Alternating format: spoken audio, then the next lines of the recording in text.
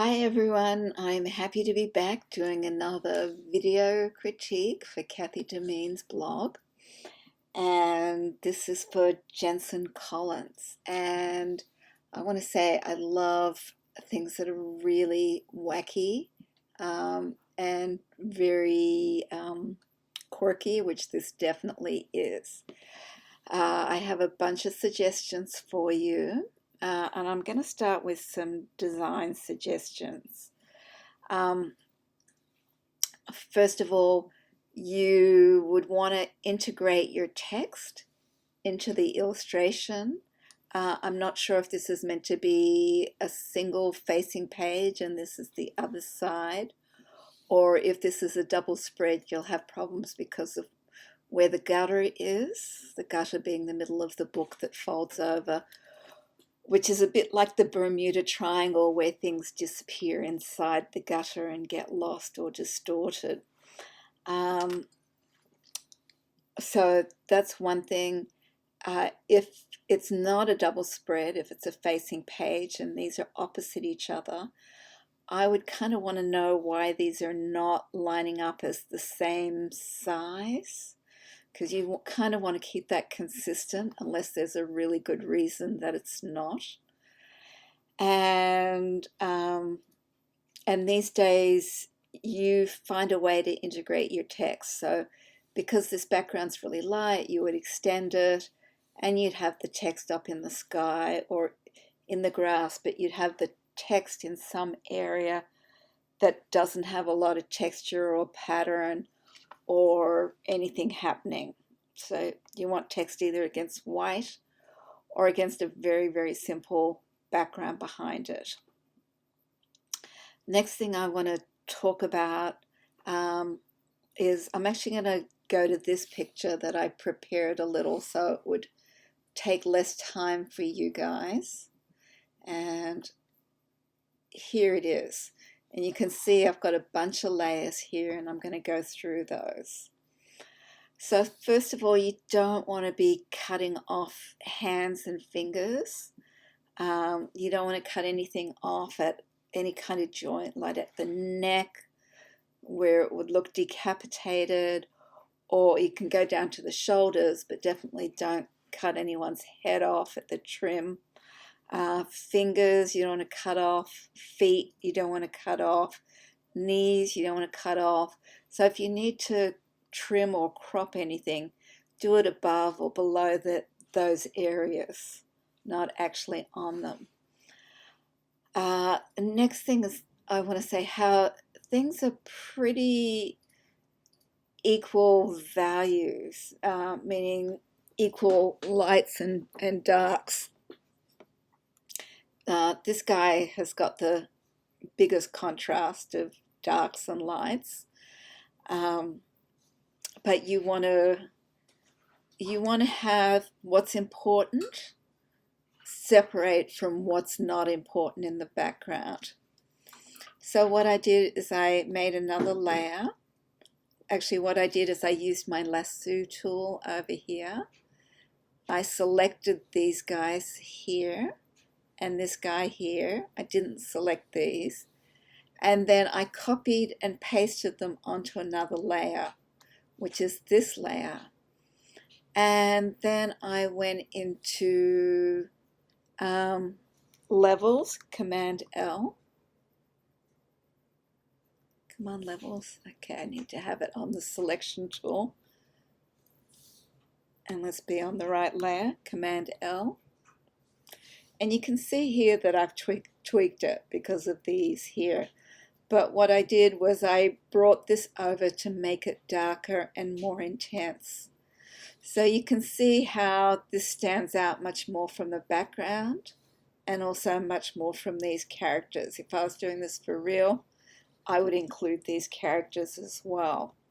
And you can see I did a pretty quick and dirty job because we can see, bits of this area that we'd really want to clean up. And I would use the masking tool for that.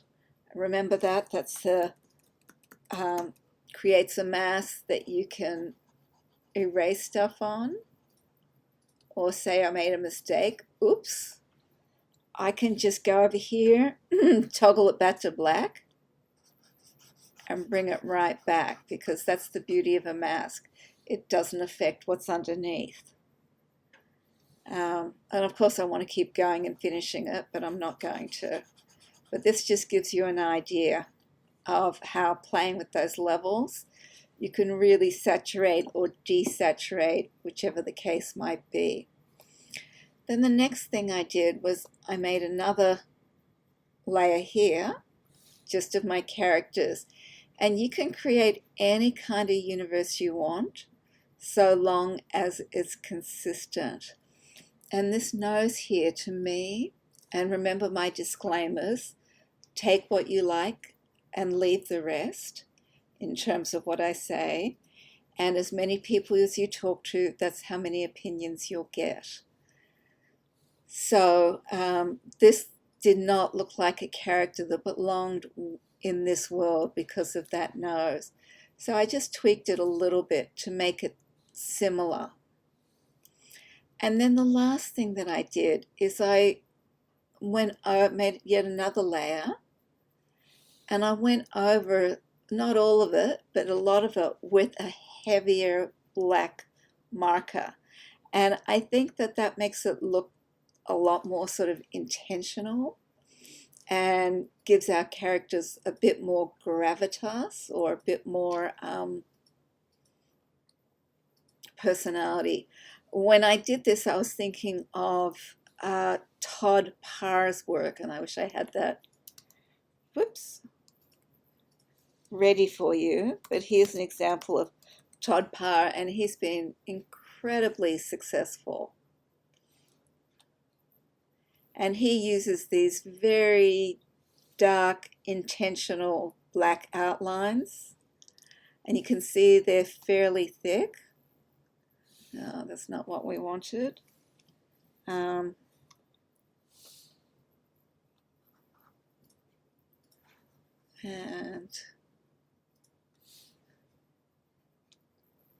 here you can see. So these are really thick, very simple, very quirky, very playful, thick black outlines. And so I thought that might be really cool for you to play around with.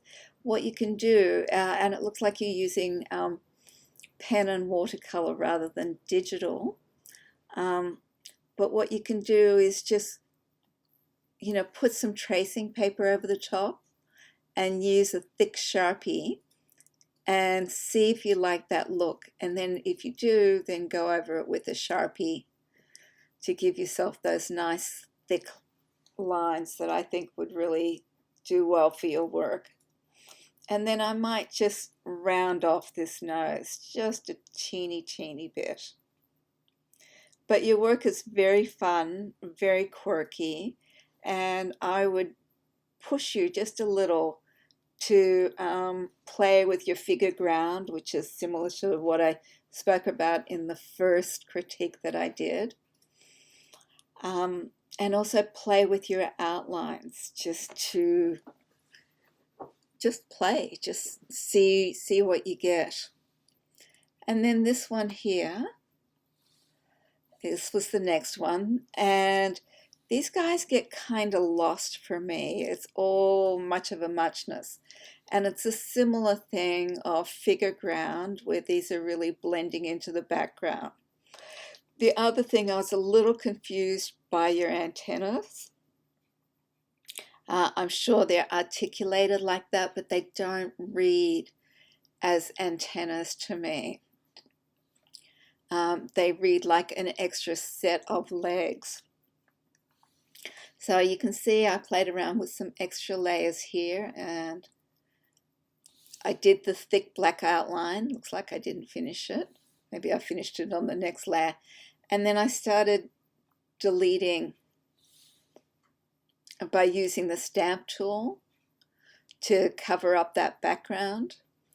And then I just really simplified the antennas. If these are bees, which I think they are, I might go in and just really highlight those black and yellow stripes, I'm sorry, rather than have them gray. Um, and then just do a little, whoops, do a little outline, something like this. I'm doing this quick and dirty.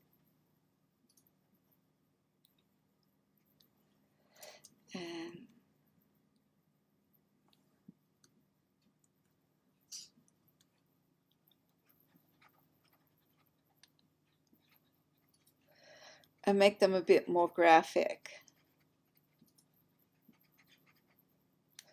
But that's me. You know, you get to do it the way you want.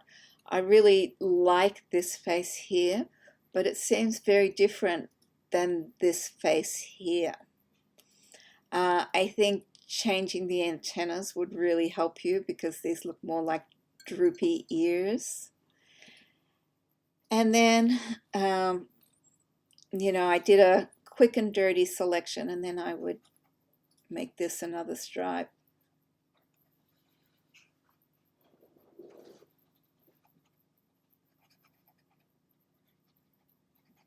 I know, it's really boring watching someone draw.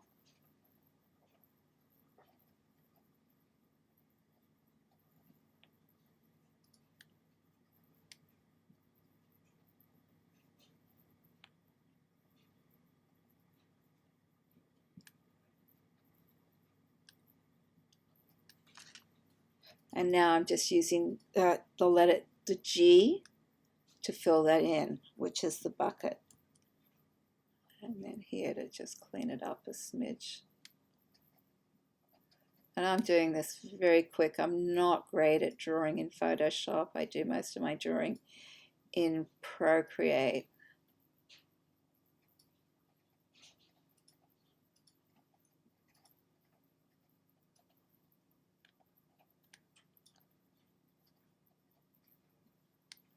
Maybe something like that. Make it a little better looking. But I would play with that to make those stripes a little more bee-like, because there's areas, it's not just one yellow part. But at the same time, you know, you're creating a really wacky world here, so it can be whatever you want it to be. It's not very grounded in any kind of reality that we have to adhere to. So then here's,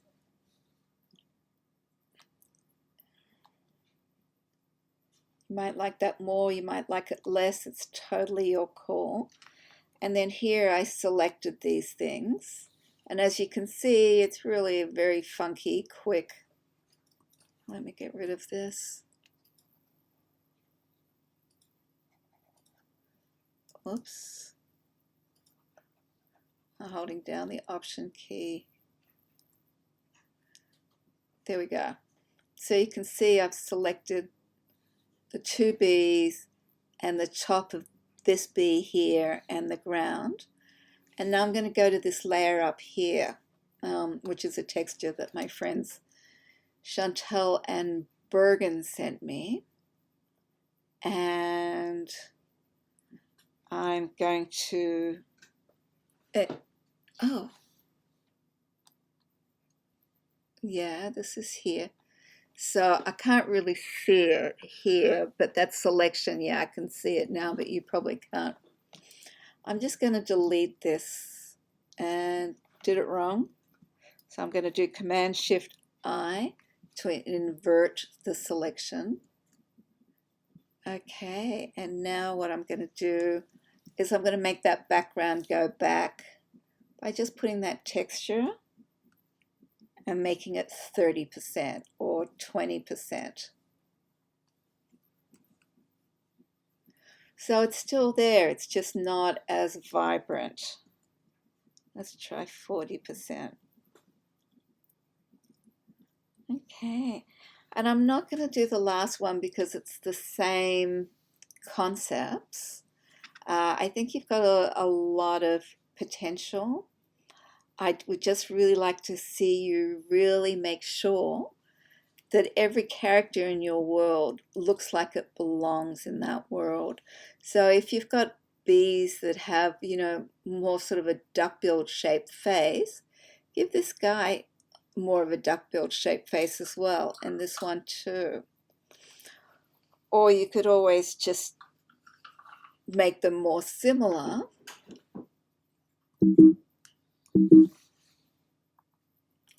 And let's go down to this layer. I'm just going to make another layer here. And we're going to go B for brush. And I'm going to make it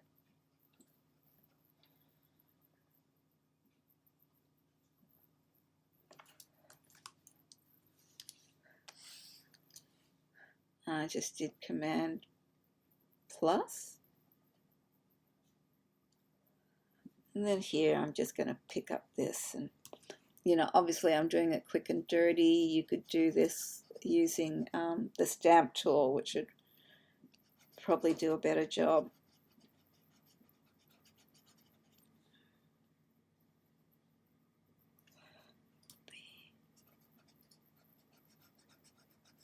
And now it's the face shape is more similar to this and more similar to this one down here. And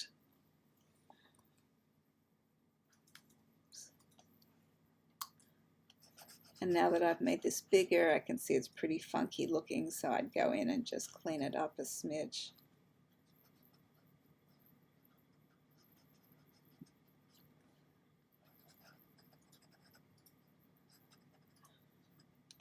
Okay, Jensen, Command minus. So I hope some of my suggestions have been helpful for you. Oh, here's the other thing that I want to encourage you guys to do too, is to go to Pinterest and look at stuff there in terms of how to stylize things, just to get inspired.